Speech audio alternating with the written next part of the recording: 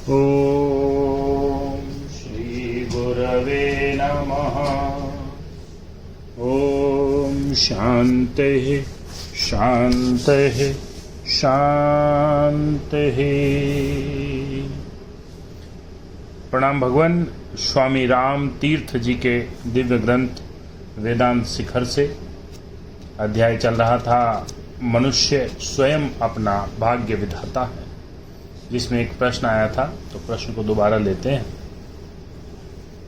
वेदांत पूछता है कि इन जन्मजात प्रवृत्तियों और रुचियों के भेद का क्या कारण है। मनुष्यों की विभिन्न रुचियां क्यों होती हैं? यदि आप यह कहकर इस समस्या को हल करते हैं कि यह तो परमेश्वर की मर्जी है, यह तो परमेश्वर का काम है, तो यह कोई जवाब नहीं हुआ, यह तो केवल प्रश्न को टालना भर है।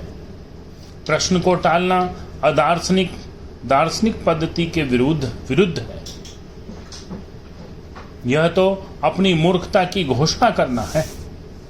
विज्ञान के स्वीकृत सिद्धांतों के अनुसार इसे समझाइए।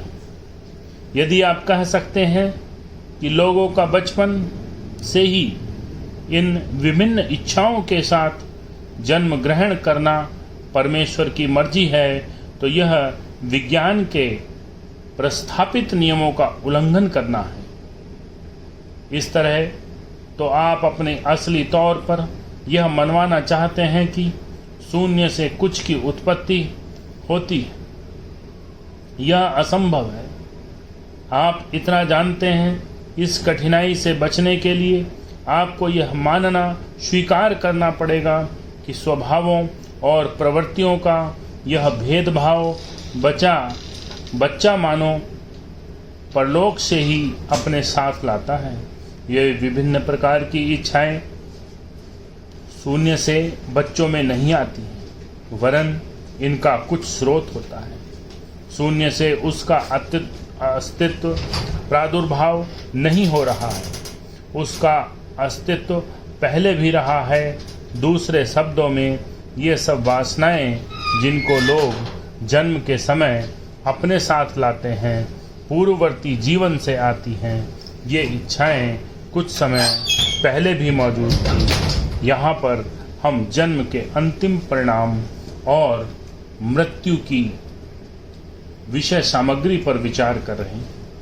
वेदांत दोनों का संबंध जोड़कर कहता है, जब मनुष्य मरता है तो मरने के समय उसकी अपूर्ण इच्छाओं का नाश नहीं होता।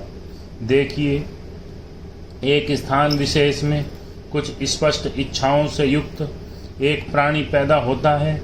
उसकी ये इच्छाएं शून्य से तो आ नहीं सकती।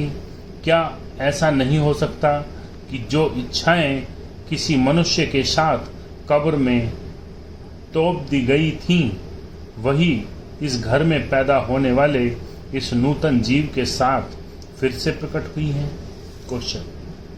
यदि आप यह स्वीकार लेते हैं तो आप उस भयंकर फंदे से बच जाते हैं कि कुछ तत्व शून्य में लीन हो जाता है और शून्य से तत्व विशेष की उत्पत्ति होती है। हिंदू इसे कर्म का विधान कहते हैं। इसे मान लेने से आप उस विकट कठिनाई से छूट जाते हैं और मृत्यु और जन्म का संपूर्ण व्यापार बिल्कुल स्वाभाविक हो जाता है।